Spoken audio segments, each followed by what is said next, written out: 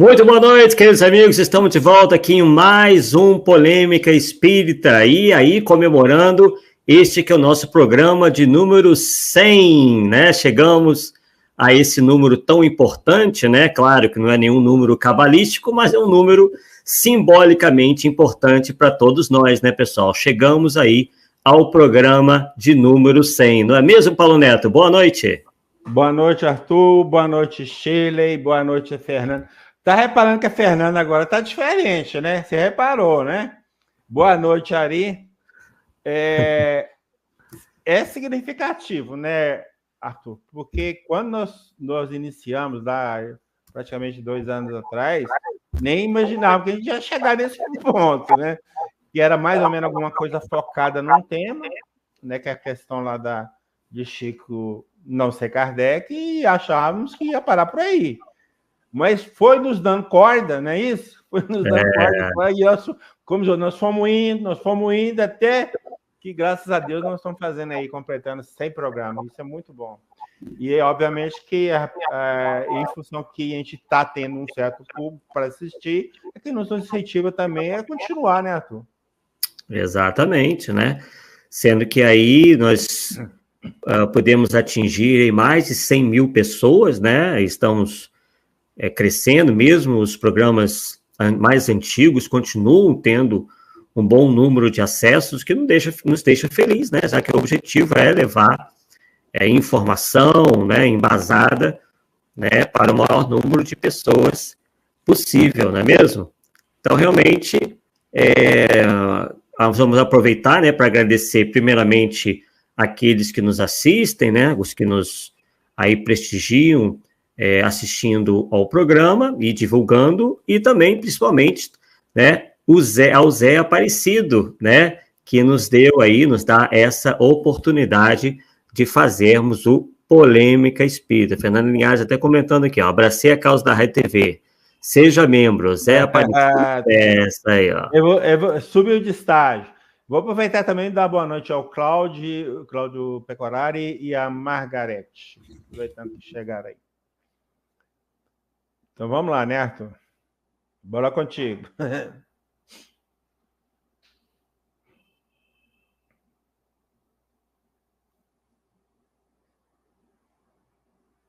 Caiu, cara?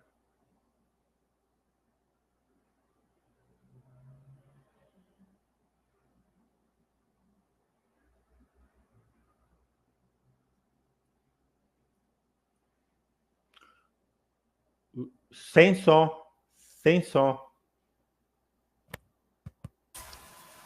O pessoal estava dizendo que estava um pouquinho com chiado. Apareceu um pouquinho. E agora? Melhorou? Agora melhorou. Filho, qualquer coisa me digam aí, porque daí eu dou um jeitinho aqui. Bem, então é isso, né? A Fernanda nos falava aí sobre ser membro, né, da Rai TV, isso é muito interessante, se faz aí uma contribuição, que se não me engano é mensal, né, para a manutenção aqui do canal da Rai TV.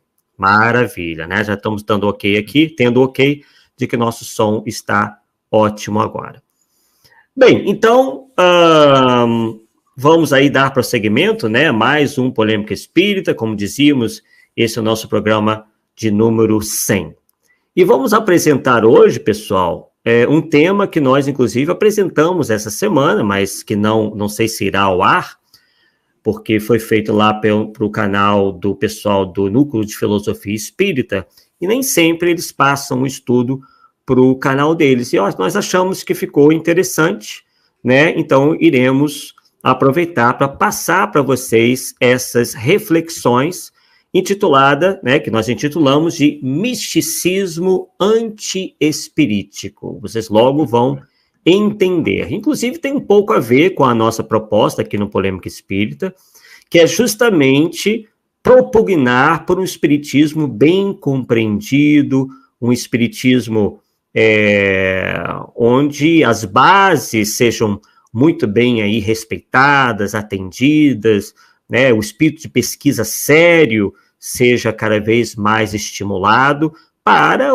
o engrandecimento da própria doutrina e, principalmente, de nós mesmos, né, que vamos alargando cada vez mais os nossos conhecimentos, porém, sem fantasias, né, sem misticismos, sem ilusões, porque nesse estágio nós queremos realmente nos afastar por completo, já que, infelizmente, em tempos passados, né, nós pertencíamos a certos movimentos, em outras existências, né, em que a fé raciocinada não era uma das características preponderantes, né, era tudo na base da fé cega, né, porque um ou outro dizia determinada coisa, pronto, aquilo virava lei, né, então o Espiritismo propugna pela fé raciocinada.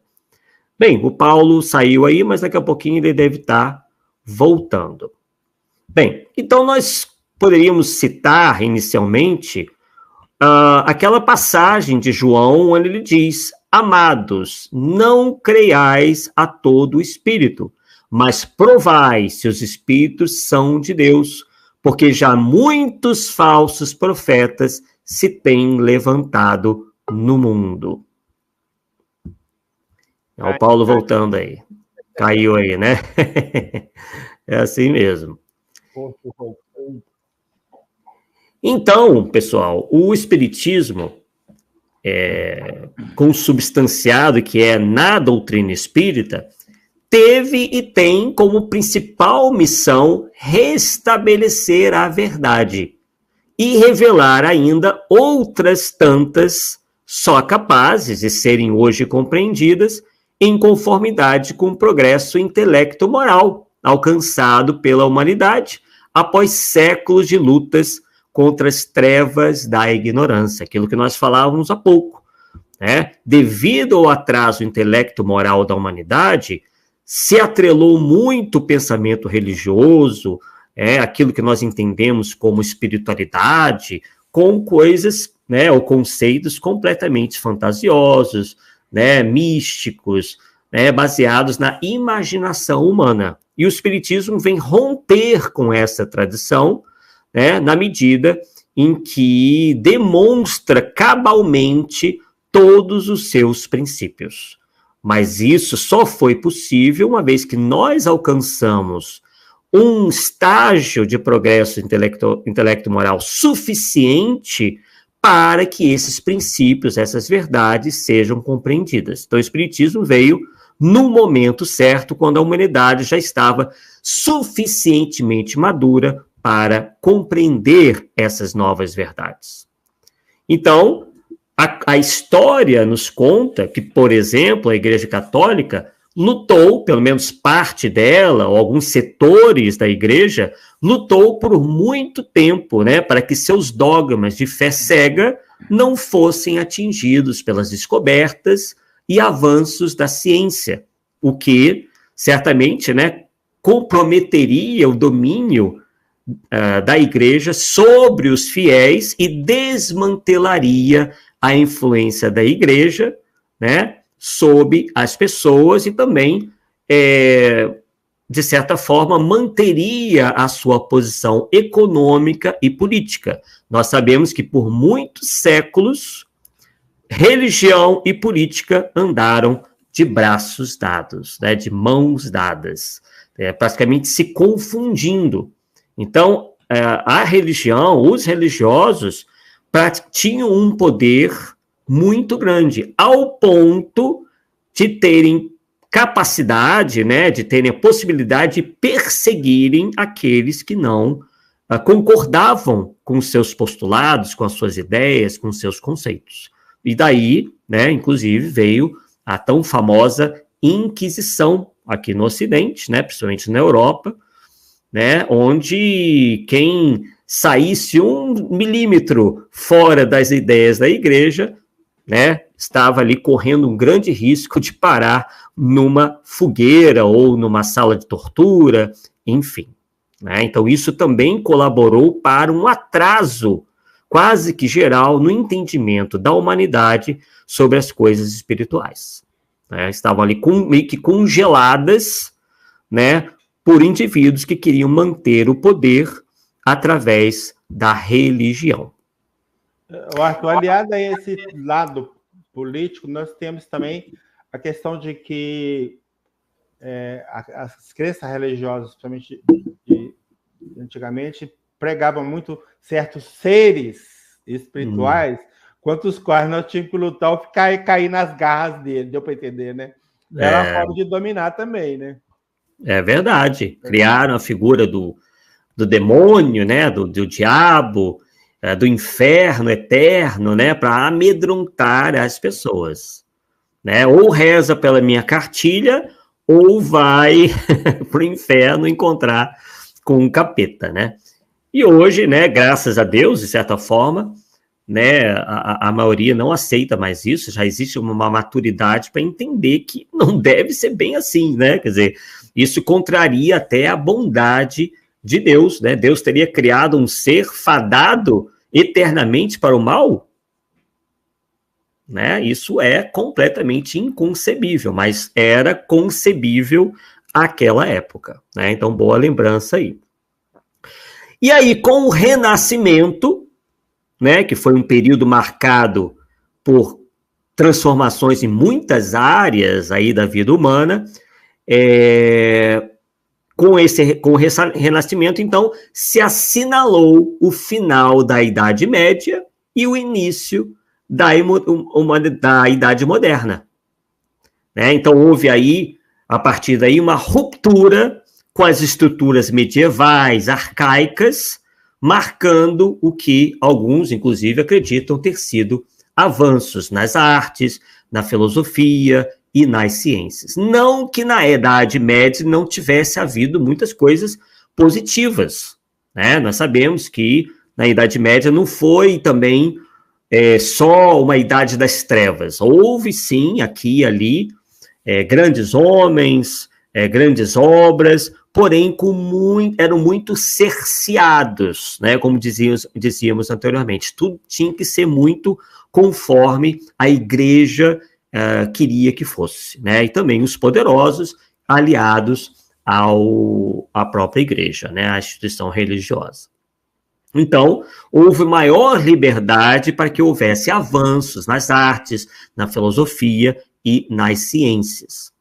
E aí vem o pensamento iluminista, que durante o século XVIII marcou o fim do obscurantismo. Né? O que seria o obscurantismo? O obscurantismo vem do latim obscurans, que quer dizer escurecimento, que pela definição que nós encontramos é a prática de deliberadamente impedir que os fatos ou os detalhes de algum assunto se tornem conhecidos. Né? Então, é o que havia mesmo, que nós estávamos dizendo anteriormente. Havia uma restrição deliberada do acesso do povo ao conhecimento. Não se deixava que as pessoas tivessem conhecimento. Só apenas um pequeno grupo, uma elite, né? Um pequeno grupamento que concentrava ali todo o conhecimento e não o passava adiante. Tá? Então, o obscurantismo advém daí.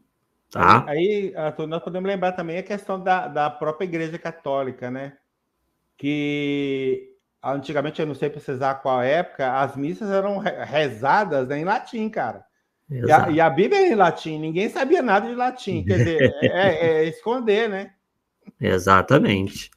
Né? E os padres ainda ficavam de costas para o povo. Né? Então, claro, a gente respeita a instituição, mas nós vemos que até mesmo ela reconheceu o seu erro, né? Que ali não era algo producente, muito pelo contrário, era contraproducente, e hoje as missas são realizadas na língua local. Né? Então, perceba que a própria igreja, né, não somos nós, nem só criticamos, ela mesma fez a autocrítica e foi se modificando aí ao longo do tempo. Né? Então, como dizíamos, veio o pensamento iluminista durante o século XVIII, que marcou o fim do obscurantismo, e o que inaugurou uma era supostamente iluminada pela razão e respeito à humanidade. Então, a razão passa a ser colocada num patamar de igualdade com a fé. E aí começa a se criar um ambiente propício para o surgimento do Espiritismo. Não fosse isso, o Espiritismo certamente não viria a lume, porque não haveria clima, né? Possivelmente Kardec, se escrevesse aí a primeira linha, já seria mandado aí por alguma fogueira qualquer, ou seria preso, enfim, encarcerado, processado, enfim, né? Não poderia dar sequência. Mesmo assim, né, houve aquele episódio que todos vocês conhecem, do Auto de Fé de Barcelona, onde os livros lá na Espanha foram confiscados, né, por influência de um bispo local lá de Barcelona e depois incinerados em praça pública. Então, aqueles foram os últimos estertores da chamada Santa Inquisição. Então, veja que, né, mesmo a Santa Inquisição já muito fraca, já queimaram os livros de Kardec. Agora, imagine se tivesse vindo o Espiritismo antes, né, no período anterior. A coisa ia ficar realmente bem mais complicada. Então, nós poderíamos mencionar aí, Paulo e pessoal, como precursores, né, os grandes racionalistas. Podemos mencionar o René Descartes, o Spinoza, os filósofos políticos Thomas Hobbes e também o John Locke. Tá? Podemos até falar um pouquinho deles, né? O Descartes, por exemplo, ele se notabilizou por seu trabalho revolucionário na filosofia e na ciência, e depois obteve reconhecimento com a matemática, né? Ele desenvolveu pensamentos voltados para a matemática, por sugerir a fusão da álgebra com a geometria. Então, muito interessante, né? Ele é chamado, Descartes, por vezes chamados de fundador da filosofia moderna, né? Outro que também nós poderíamos dizer aqui, comentar um pouco, foi o próprio Spinoza, né? O Spinoza que foi aí um homem ligado à igreja, né? Ele é famoso aí por sua conciliação entre Deus e a natureza, né? Onde ele não separa mais a obra do Criador, o Criador da obra. Ele passa a estimular a ideia de que tudo foi criado por Deus, inclusive, né, as próprias leis naturais. Tá? Inclusive, o Spinoza... Oi? A obra dele é Tratado Político Teológico, é isso? Ou você não conhece a obra dele? De Spinoza. Eu não lembro do nome dessa obra que você citou, mas o que eu sei é que alguns dos seus livros foram adicionados ao índice de livros proibidos, ao Index Librorum Prohibitorum. Ah, tá. Né? Porque nem tudo que ele dizia, né, foi assim imediatamente aceito, né? Ele, inclusive, ele foi, que eu lembro, ele é filho de fugitivos da Inquisição em Portugal, né? Então é um homem assim já que traz, né, todo um passado, até a sua família mesmo, de embate com a própria igreja, né? Então é alguém. Não tem problema. O microfone? Sim. Ah, peraí. Eu te ando de novo.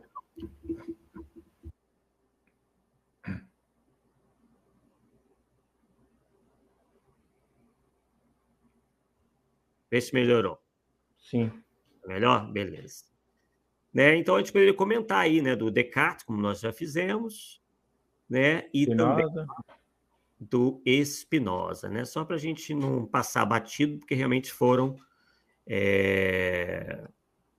figuras muito importantes, né, que abriram espaço, né, para, mesmo que indiretamente, para o Espiritismo. Tem o livro que eu lembro do Spinoza é o livro Ética, né?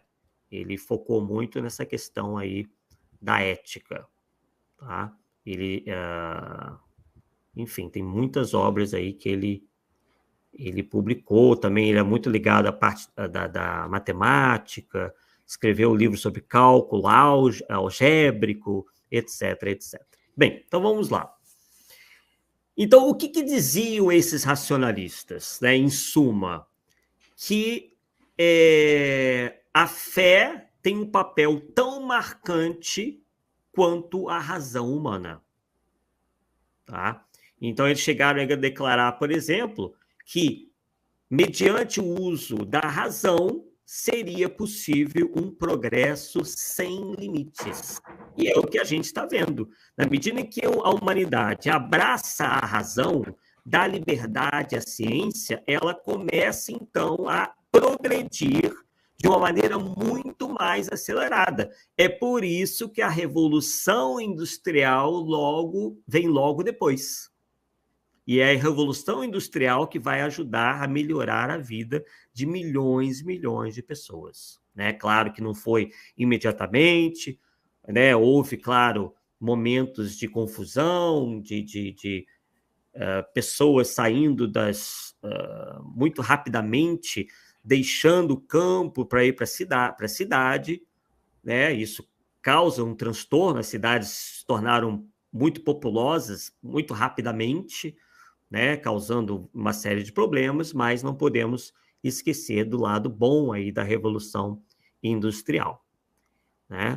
Então, mais que um conjunto de ideias estabelecidas, o iluminismo representava uma atitude, uma maneira de pensar, que foi justamente a maneira de pensar que deu ensejo para que Allan Kardec pudesse fazer o que fez. Por exemplo, de acordo com Immanuel Kant, o lema deveria ser atrever-se a conhecer. Então, surge aí o desejo de reexaminar e pôr em questão as ideias e os valores recebidos, com enfoques bem diferentes, quer dizer, a liberdade de pensar, a liberdade de conhecer, mesmo que haja, isso é muito natural, incoerências, contradições entre os textos dos próprios pensadores. Então, cada pensador colaborou de uma forma, às vezes até se contradizendo, mas isso faz parte, né, do desenvolvimento da própria filosofia, e também nós vamos encontrar isso na própria ciência. E aí, então, a doutrina da igreja ela é duramente atacada, embora, né, a maioria desses pensadores não renunciassem totalmente a ela. Como já dissemos, embora, como Spinoza, por exemplo, ele era um homem que combatia muitas ideias da igreja, mas, ao mesmo tempo, respeitava e, inclusive, tinha até crenças pessoais que a igreja aceitava plenamente. E aí nós poderíamos também mencionar o papel da França, né, que é a terra... Opa! Tivemos um pico aí de internet, já voltou? Sim, já. Como é que está o som? Beleza. Beleza? Então vamos lá. Bem, então a gente pode aí ressaltar o papel da França no desenvolvimento, né, de tais ideias. A gente realmente a França teve um grande destaque nisso tudo, e a gente pode mencionar também outros pensadores super importantes, como Voltaire, Montesquieu, Diderot e o Rousseau, né? Também temos o Kant, que já mencionei, na Alemanha, o David Hume, na Escócia, o Cesare Beccaria, na Itália, e o Benjamin Franklin e o Thomas Jefferson nas colônias britânicas, que depois, né, acabaram se tornando os Estados Unidos da América. Então, esses indivíduos foram aí grandes expoentes. Tanto é que há mensagens, inclusive, né, a Kardec, do Benjamin Franklin, há mensagens dele, né, na codificação espírita. E aí, tempos depois, já com a Igreja Romana em declínio na Europa, e como eu já adiantei, com a Inquisição dando seus últimos suspiros, eu já citei o Auto de Fé de Barcelona, surge Allan Kardec. Com que missão? A de descortinar o mundo espiritual.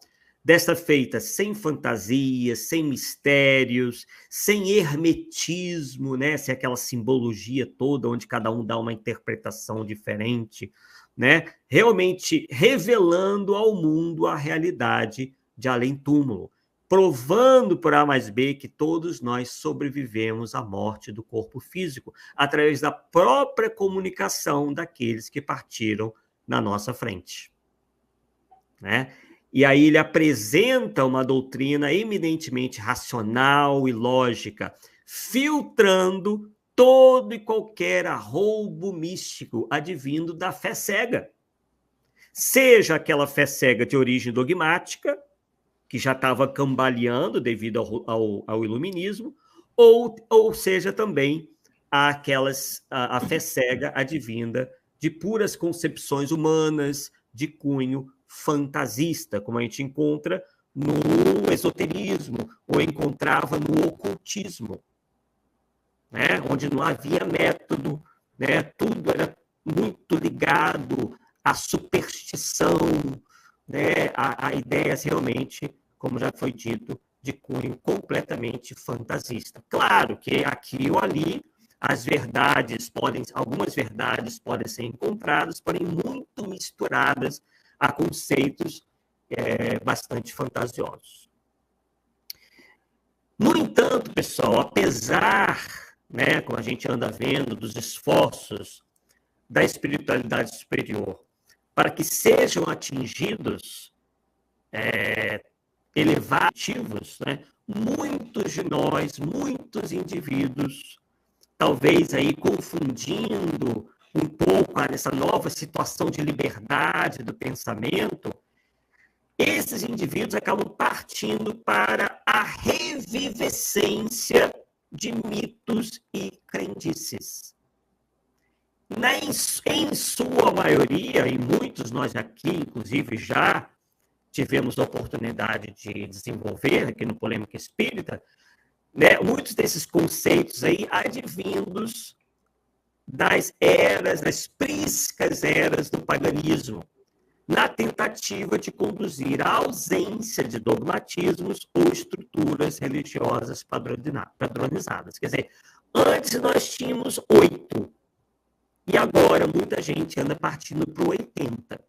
Ele diz o seguinte: não, nós não queremos ficar sob as ordens de ninguém, sob a batuta de ninguém. Acabou o dogmatismo. Ok, ótimo. Só que aí eles partem para a revivescência das superstições, das fantasias, das ilusões que eram, né, que predominavam lá atrás, na época do paganismo.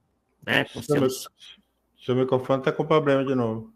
Opa, peraí, vamos consertar isso daí. Fica chiando, tem hora que chia. Tem hora que chia, para, e depois tem hora que fica mais tempo. Caiu.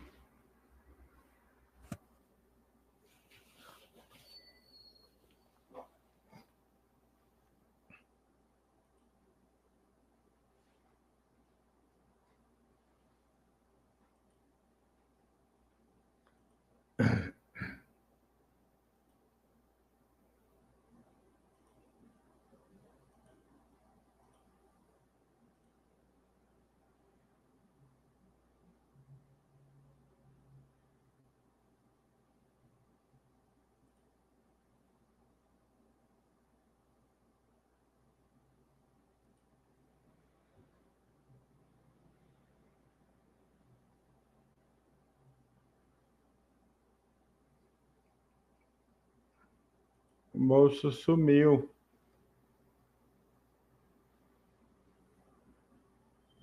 Hoje tá não, viu, Sheila? A missão hoje tá complicada. Eu não sei se é lá com ele. Para mim aqui tá tudo bem, imagina.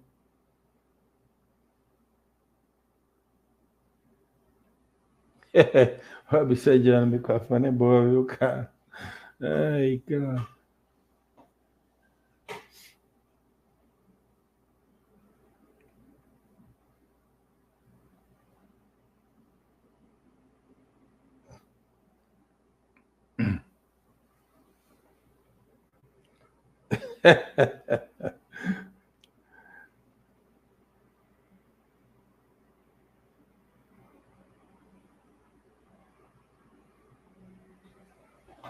Você fica mexendo com o Pedro, dá nisso, cara. Aí mandou todo mundo para cá.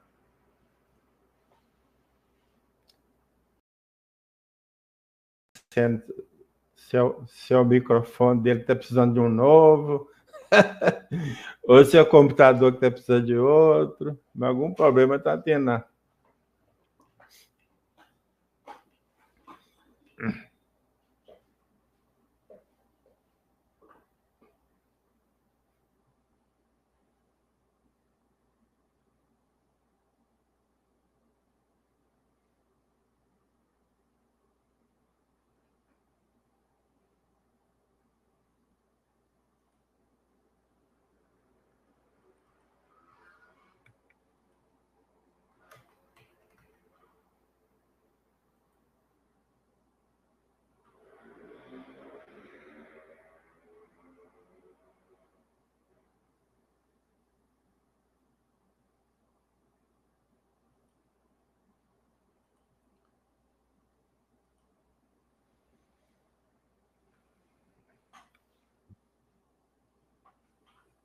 Voltei, consegui voltar. Pessoal, não vou poder mexer muito mais no microfone, senão a gente nem consegue terminar a palestra. Vamos lá. Depois a gente edita aí certo. Bem, então nós estamos falando, né, sobre a questão do declínio, né, do poder da igreja, e com Kardec aí nos revelando o mundo espiritual. E nós falamos, então, que apesar desses esforços todos, muita gente, né, se aproveitando que hoje não existe mais esse poder da igreja, né, acaba, então, meio que tentando voltar do tempo e trazer de volta todos esses mitos, né, e crendices do passado. E a gente pode dizer que os partidários dessas teorias poderiam ser chamados de neopagãos nos tempos modernos, né? Por quê? Porque eles acreditam ter encontrado, e aí, surpreendentemente, no Espiritismo, a confirmação de suas crenças. Como é que isso acontece, né? Como é que uma doutrina tão racional, que recebe as influências dos iluministas, dos racionalistas, pode servir para esses neopagãos? É isso que a gente vai ver um pouquinho na noite de hoje, né? Então, como nós dizíamos, eles se utilizam de alguns postulados espíritas, como, por exemplo, a comunicabilidade dos espíritos, a reencarnação, e aí eles passam a transmitir informações e a escrever em livros, obras, né, que acabam por cair no gosto de alguns espíritas. Obviamente, né, confrades pouco versados na doutrina, ou seja, que pouco ou nada estudaram da codificação de Allan Kardec. Então, nós estamos enfrentando, né, esse problema ultimamente, né?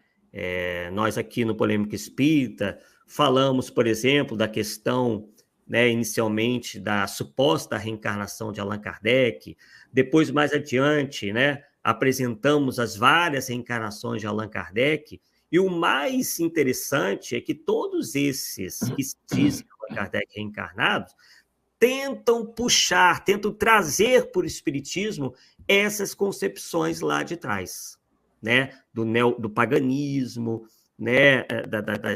das simbologias, do misticismo, da superstição, né?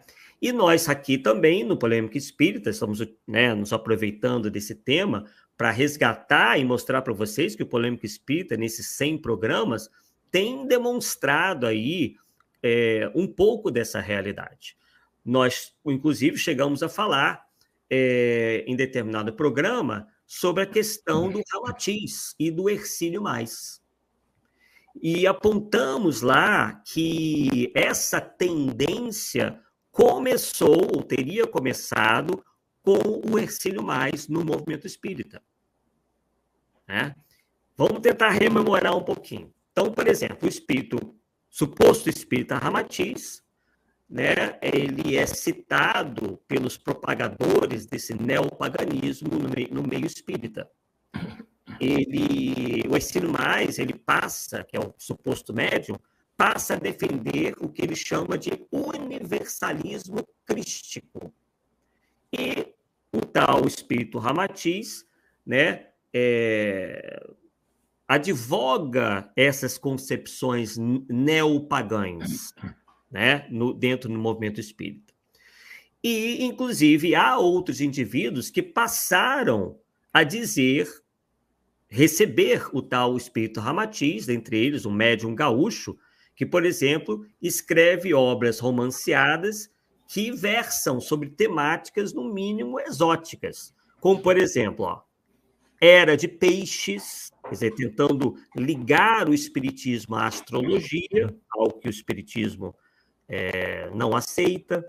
Fala, por exemplo, da civilização Atlante, também foi um tema aqui abordado no Polêmica Espírita, né, onde nós demonstramos por A mais B que a Atlântida, na verdade, é apenas um mito criado por Platão, que não tem qualquer embasamento aí na ciência, na geologia, enfim, na oceanografia, quer dizer, não há nenhum vestígio da existência de Atlântida.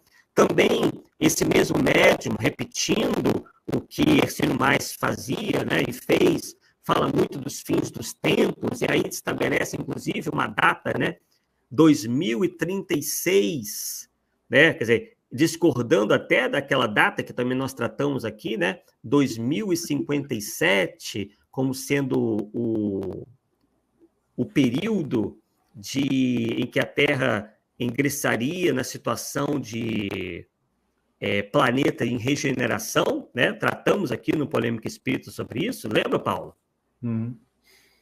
Né? Falamos um pouco sobre isso. Estou dando uma olhadinha aqui no microfone, o pessoal já está chiando aí. Tá chiando, irmão.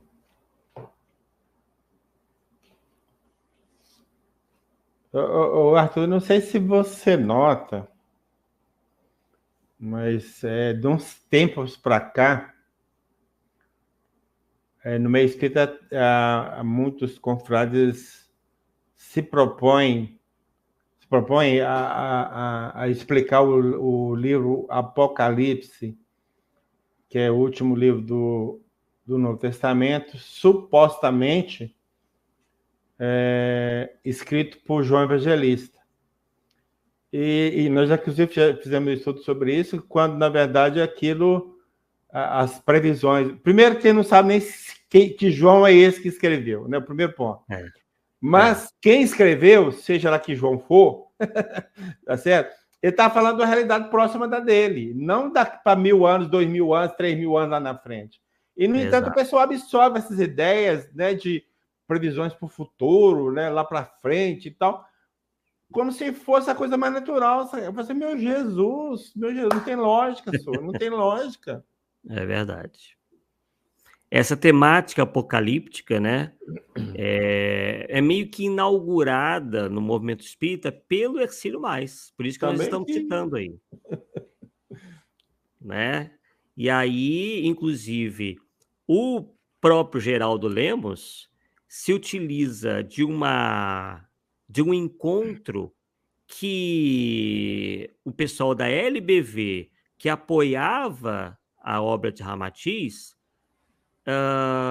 né, esse encontro entre o Chico Xavier e o pessoal da LBV. Eles foram lá questionar se realmente haveria astro intruso, aquela coisa toda. E aí a resposta do Chico Xavier não foi muito clara, né? Ele sempre, né, procurando não ferir as pessoas e tal. E aí, né, isso serviu de base para essa nova ideia aí da data limite, que, né, a princípio seria 2019, nada aconteceu, e agora já passaram para 2057. Então, também foi um tema que nós aqui no Polêmica Espírita chegamos a tratar, né? Dessa questão da data limite, 2057. No caso desse médium aí que se diz receber Ramatiz, ele já aponta uma outra data. Ele diz que vai ser até antes, 2036. Né? E aí acontece com esse médium o mesmo que nós estamos vendo por aí. Ele diz receber revelações sobre personagens famosos da antiguidade, como faraós egípcios, legisladores hebreus, como Moisés, por exemplo, assim como outros que a gente nem encontra registro, que teriam vivido nessa terra mitológica, né, de Atlântida, Lemúria ou alguma civilização lendária qualquer. Quer dizer, então se começa com esses arroubos, né, místicos, sem comprovação nenhuma, onde esses indivíduos se apropriam do espiritismo, dos princípios espíritas, para darem vazão a todas essas fantasias que não têm, né, amparo nenhum.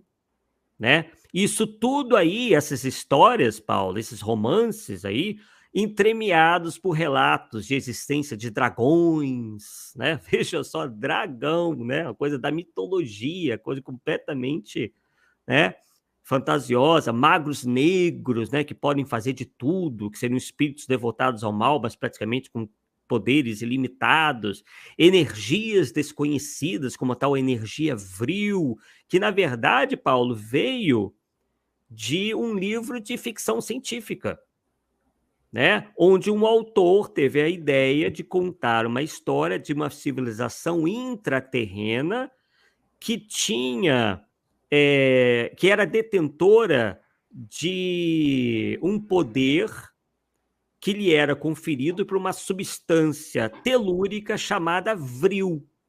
E ele apelidou isso no livro de ficção científica de Sociedade Vrília. A Sociedade Vrília, que seria essa civilização intraterrena. E aí, o que aconteceu? Esse livro de ficção foi abraçado pela teosofia de Helena Blavatsky, né, que acabou, inclusive, tendo muito espaço, né, na sociedade, na revista espírita, por exemplo, e na Sociedade Parisiense de Estudos Espíritas, e aí começando a confusão, né, dando ensejo a essa confusão, né, com o espiritismo. Né? Eu acho um problema muito sério, Arthur, a crença que as pessoas têm em relação ao romance. Os romances, na verdade, eles podem ter até coisas verdadeiras, mas tem muito de criatividade.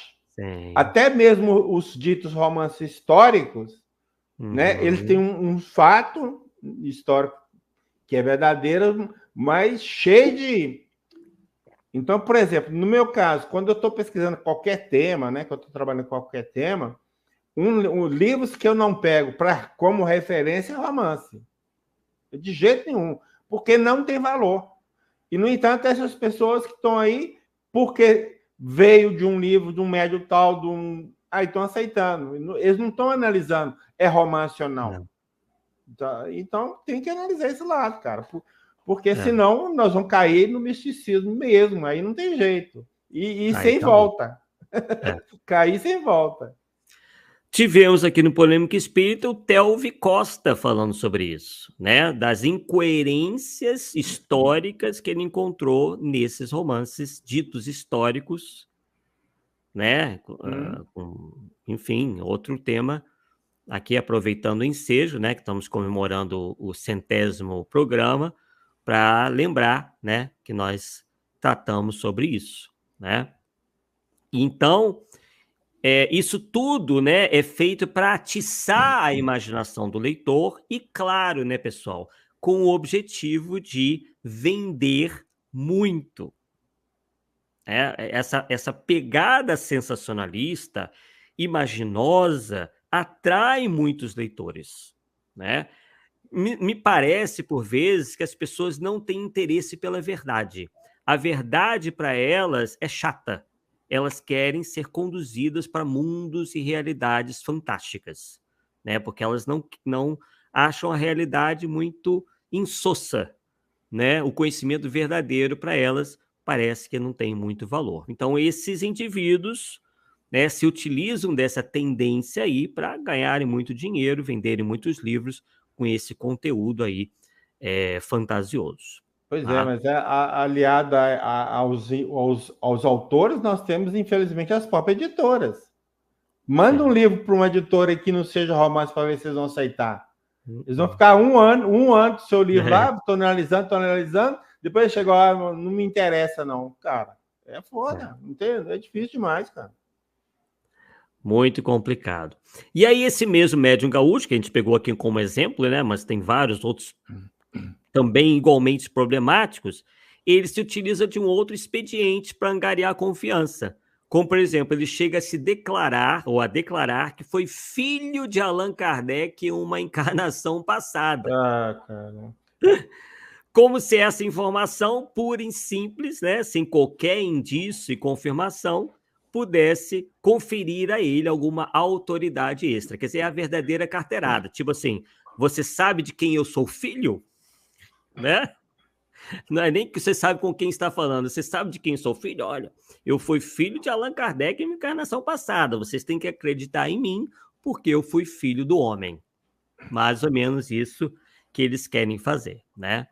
E aí ele, inclusive, cita, retiramos aqui uma fala dele, nós tomamos nota, no próprio site dele na internet. Ele diz o seguinte, abre aspas, além de ter vivido na personalidade de Akhenaton, Allan Kardec foi também Atonis, o sacerdote do sol da Atlântida, e Andrei era seu filho.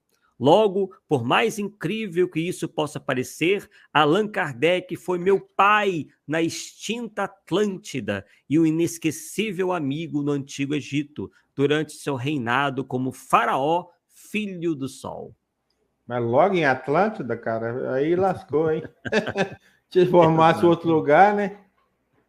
Exatamente. Né? Então, vejam aí como é que são as artimanhas. A gente acha que o enganador ou um falso médium vai dizer coisas assim completamente absurdas, mas o absurdo ele diz de tal maneira que não pareça absurdo. Uhum. Né? Então eles falam com convicção das coisas, né? Justamente para que a mentira possa passar. E aí, para dar mais peso ainda a essas informações, ele trata de acreditar tais informações ao auxílio de um espírito, claro, porque aí as pessoas vão muito mais facilmente acreditar neles.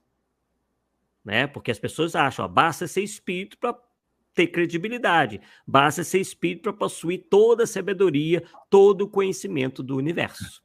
Então, são indivíduos ainda desavisados em relação à realidade do mundo espiritual.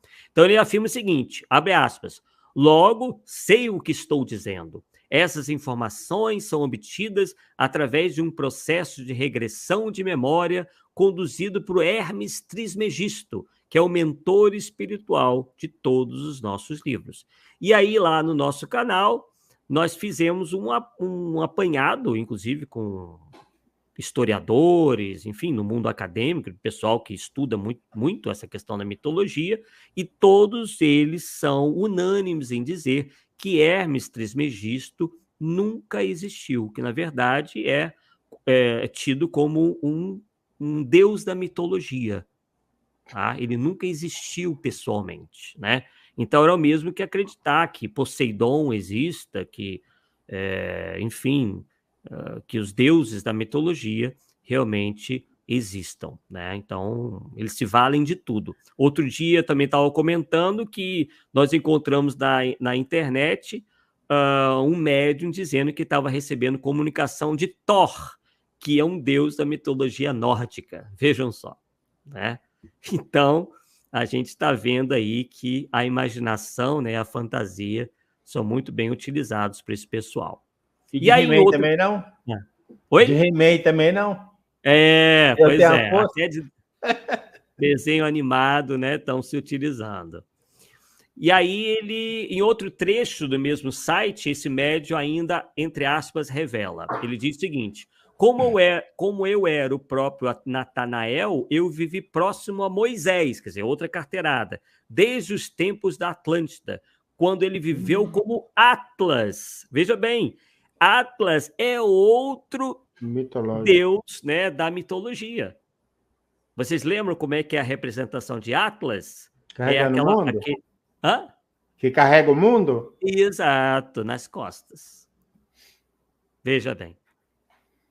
Né? Então, terrível, né, pessoal? Terrível. Isso ridiculariza o espiritismo. E o mais estarrecedor e surpreendente de tudo isso é que essas teorias são apresentadas como oriundas da evolução do pensamento espírita. Quer dizer, eles se apresentam como pessoas que vão fazer o pensamento espírita progredir. Isso seria um avanço, enquanto, na verdade, estão pegando histórias lá do paganismo, período pré-cristão, e trazendo aí como sendo, apresentando, melhor dizendo, como novidades. Vejam bem, né? E aí a gente se depara com a advertência de Erasto no Livro dos Médiuns, pois ele disse, né?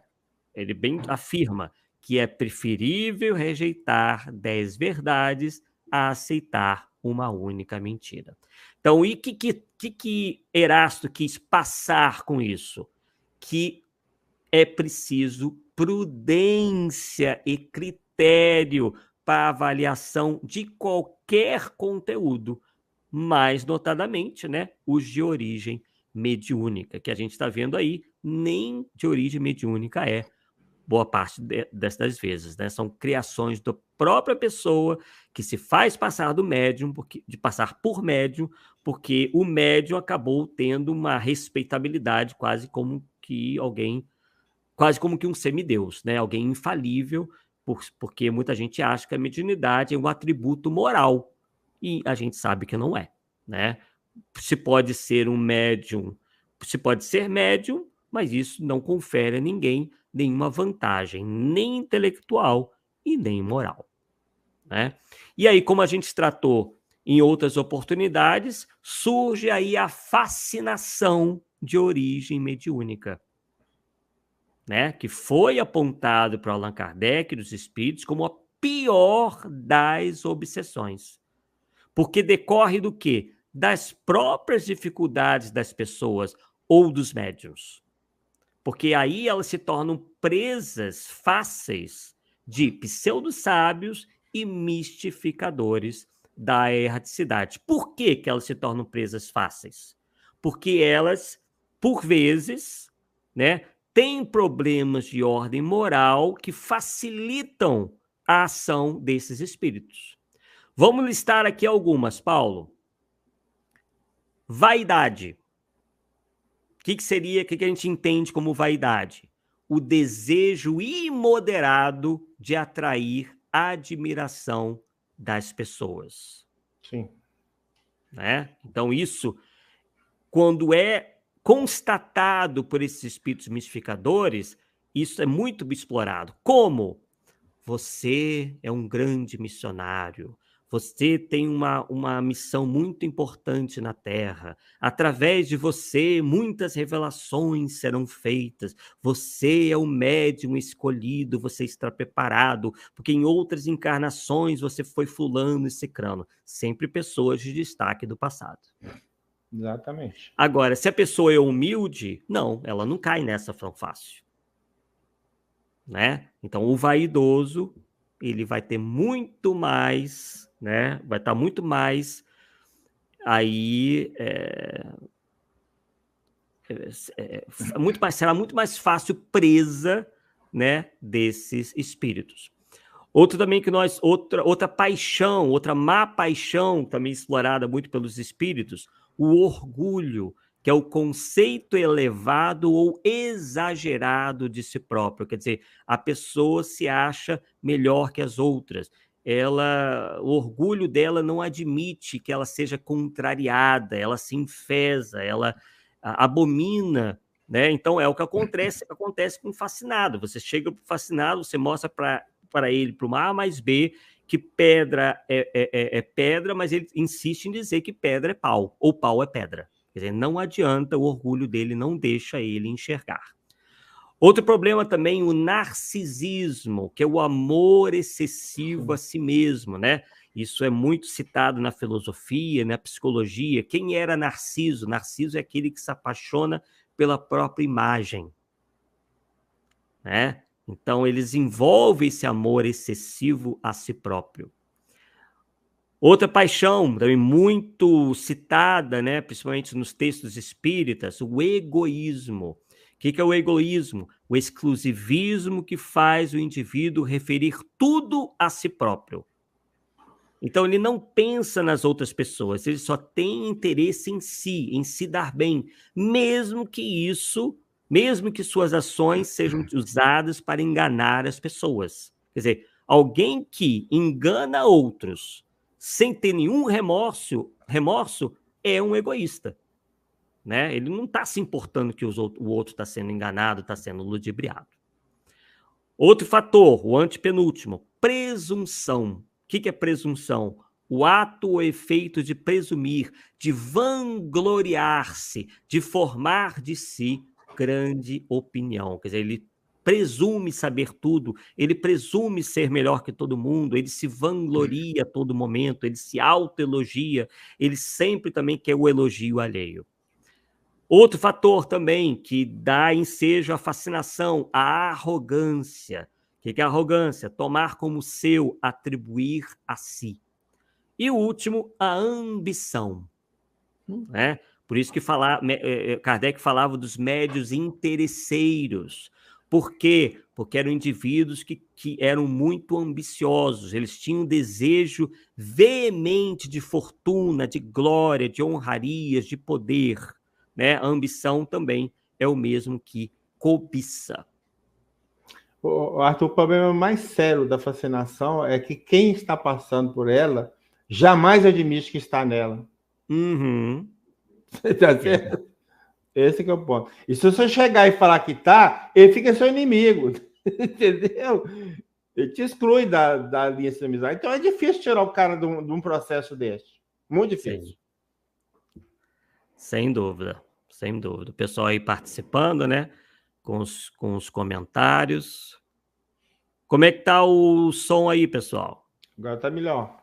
Tá melhor? Ah, então tá bom. Estabilizou, hein? Ótimo, maravilha. Bem, então, inclusive, esse tema aí da ambição, do desejo veemente de fortuna, nós temos, infelizmente, visto, né, nós temos notado que há muitos indivíduos que, baseando-se em outros que também alcançaram fortuna com essa estratégia, né, de vender livros aí cheios de fantasia, cheios de sensacionalismo, né, eles então começam a se espelhar nesses maus exemplos, a ponto, por exemplo, né, de, inclusive, organizar excursões pagas ao Egito, a outros lugares tidos como sagrados, especiais, místicos, né, com o fito, né, com a intenção de alcançarem vantagens materiais. Por quê? Eles conseguindo amealhar pessoas para essas excursões, eles mesmos conseguem viajar de graça, eles conseguem bonificações, né, das empresas de turismo, né, ele tem participação nos lucros. Né? Então, eles começam a inventar coisas sobre o Egito, que tem revelações maravilhosas sobre o Egito antigo. Vamos lá conhecer pessoalmente, eu vou contar tudo para vocês. Aí fazem as pessoas, né, comprar as passagens, os pacotes para as excursões e indiretamente, né, ou diretamente, acaba ganhando com isso. Né? Outros, como já dissemos, né, começam a criar, a escrever esses livros, e aí, Paulo, para burlar as próprias editoras, que podem, inclusive, se demorar a publicar os seus livros, ou mesmo se negarem a criar, a publicarem os livros, o que fazem esses indivíduos? Os próprios médiuns criam as próprias editoras. Eu cheguei a ver, Paulo, um depoimento de um desses médiuns, ou pseudo-médiuns, dizendo o seguinte, que, batendo no peito, dizendo o seguinte, que todo o recurso da nossa obra é dirigido, né, para a editora. Aí o que nós fomos constatar? Que a editora pertence a ele. Depois lindo. eu vou te mostrar. Depois vou mostrar lá no canal onde é que está isso. Tá? Que agora eu me lembrei só agora. Então, fica muito complicado, né? Quer dizer, não, todos os lucros, tudo que eu arrecadar, eu doei para a editora. Aí fui conferir lá, a editora pertence a ele mesmo. E aí, né, como você disse. Então vejam que eles, pessoal, é claro, não estamos dizendo, muito pelo contrário, estamos fazendo as afirmações até mesmo salvaguardar os espíritas e os médiuns sérios. Não estamos dizendo que isso é uma coisa generalizada, né? Mas apontando aí mais ou menos o caminho de identificação. Porque, como nós dissemos lá no início, né? Citando João, que, né? Como ele disse lá, amados, não creais a todo o espírito. E aí nós poderíamos até dizer, não creais em todo o espírito, seja desencarnado ou encarnado, né? Porque todos nós somos espíritos. Mas provai se os espíritos são de Deus, porque já muitos falsos profetas se têm levantado no mundo. Então, o espiritismo, pessoal, não está imune a isso. Por isso que o tema do nosso estudo de hoje é o misticismo anti-espirítico. Quer dizer, é um misticismo que acaba denegrindo, acaba afetando negativamente a boa imagem do espiritismo, porque tudo quanto é manifestação mediúnica, tudo quanto é médium por aí, o pessoal erroneamente diz que é espírita, ou que tem ligação com o espiritismo.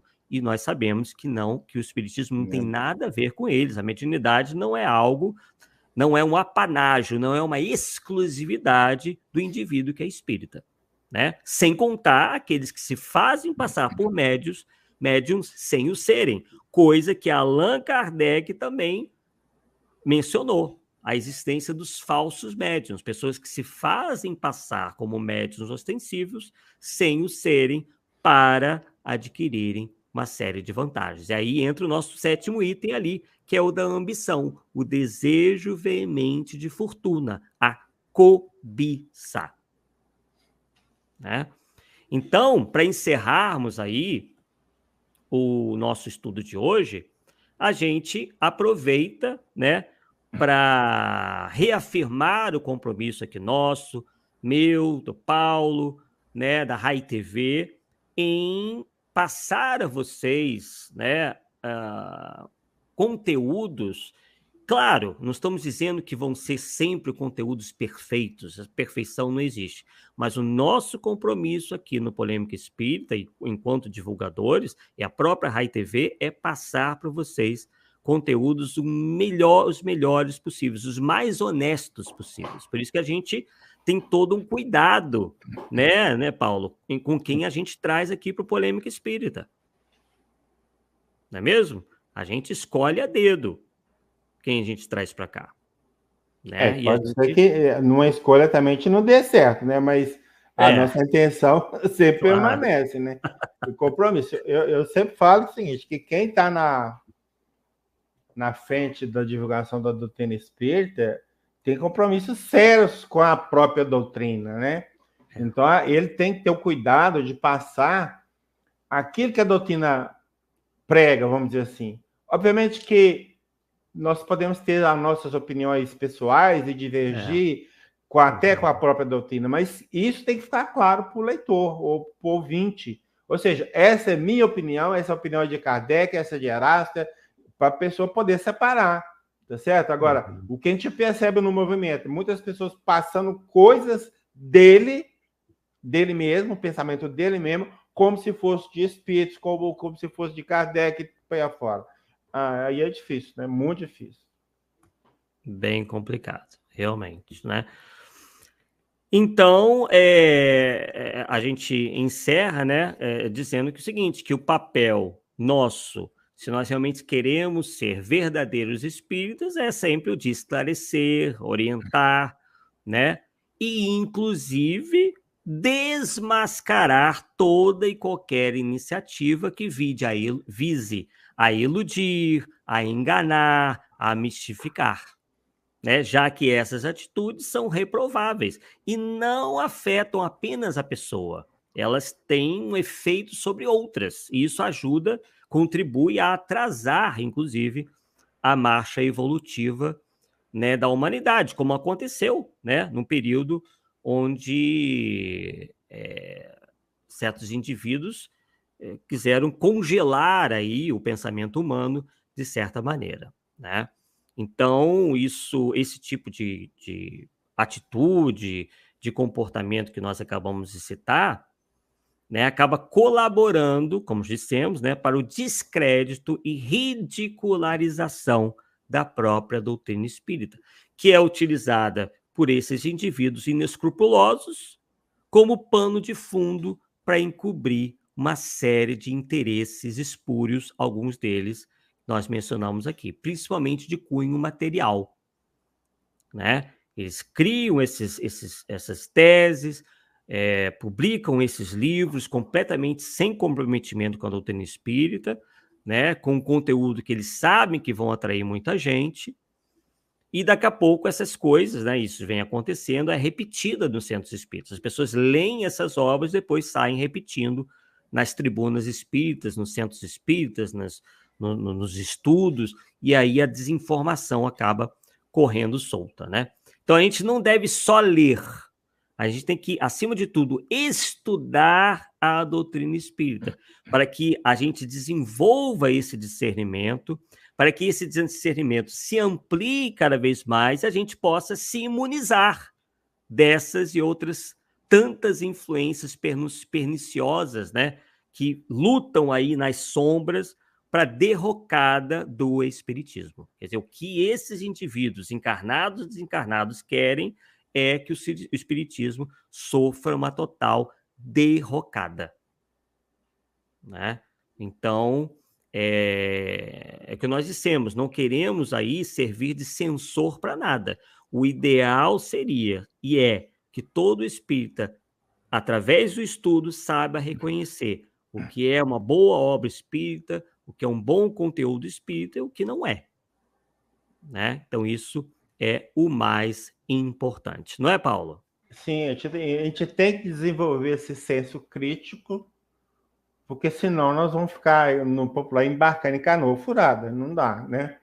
Aí que eu volto a dizer, aquele compromisso que a gente tem de divulgar a doutrina não nos permite ficar aí aceitando qualquer coisa, né? Uhum. Agora, o que eu observo, e tem um ponto aí, um tema aí que eu sempre toco nele, e a gente vê que no movimento espírita, cara, parece que ninguém conhece. Já falamos, inclusive, sobre aqui a questão da possessão. E Kardec falou que não há posse física, não há posse física, depois mudou de ideia e foi colocar na agenda. Cara, a gente passa essa informação para as pessoas e tem gente que fica irritado com a gente porque está falando, tipo, como se estivesse contrariando Kardec. Eles não se dão o trabalho de ler uma pesquisa ou um levantamento ou um estudo sobre o tema para ver se tem sentido ou não e simplesmente se fecham na questão. Não tem possessão porque Kardec falou que não tem. Ponto. É esse que é o ponto. Então, nós não podemos ter mente fechada. Se alguém vier com uma informação contrária que nós temos o dever, né, como espírita, de ir pesquisar para ver se ele tem razão ou não. Agora, volta aquela velha frase, né? Achismo por achismo, eu fico com o meu. Então, se mostrar que eu estou errado, é um monte de ideia. Inclusive, claro. O Arthur, que tem recentemente acompanhado meu trabalho, eu tenho dó dele, porque todo dia eu estou mandando um texto do para ele. Arthur, dá uma olhada aí para mim. Porque isso, o meu tipo de trabalho é esse. Eu quero estar certo, entende? E as pessoas que lêem que vão me te fazer, Paulo, que isso aqui, sinto muito. Você está falando, não tem nada a ver com o texto. É isso que eu quero. Não é que, não, tem que ser como, porque eu achei que é assim. Não, de jeito nenhum. Hein? É igual eu falei. Eu tenho um compromisso com a doutrina e passar a verdade. A minha opinião na história é o que pouco vale, tá certo? Aí eu estou mais pelo lado do aspecto doutrinário, por isso que a gente estuda muito, trabalha muito e deixa o campo aberto para a crítica de quem quiser, né? Isso aí, isso aí. Bem, então aí fica o convite, né, para quem não conhece outros programas, né, aqui do Polêmica Espírita.